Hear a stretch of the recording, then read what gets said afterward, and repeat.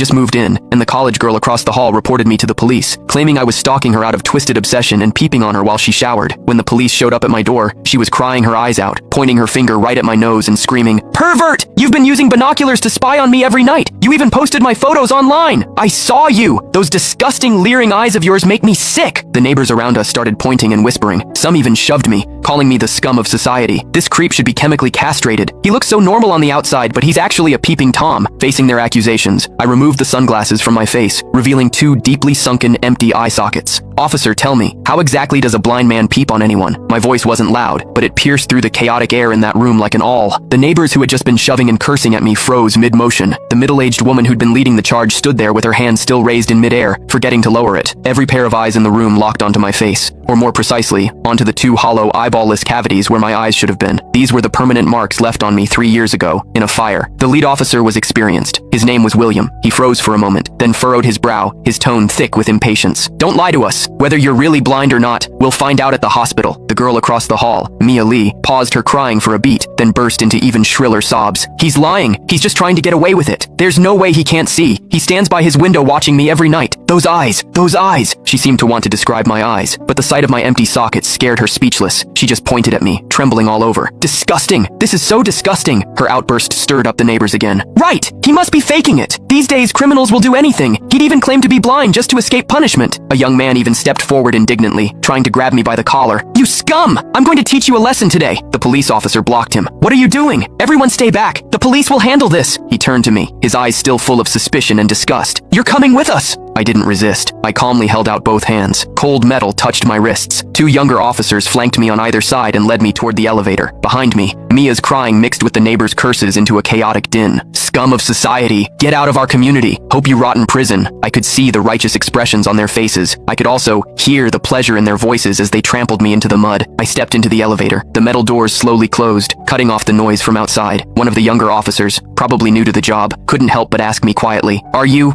really blind?" I tugged at the corner of my mouth but didn't answer. The other officer patted his shoulder, signaling him to keep quiet, but I knew that in their minds, the scales had already tipped completely in favor of that tearful young girl. After all, it was a young, pretty, pitiful college student on one side, and on the other, a suspicious man living alone, wearing sunglasses. In their eyes, it was crystal clear who was the victim and who was the perpetrator. What they didn't know was this: sometimes, what the eyes see is the biggest lie of all, and I, a blind man, had seen something that none of them had. For instance, when Mia accused me, her heartbeat was steady, without a single ripple of genuine emotion. The interrogation room at the police station was harshly lit by fluorescent lights, and the air smelled faintly of mildew. I sat on a cold metal chair. Across from me were William and a female officer. Click the link on the homepage to watch the full follow-up for free.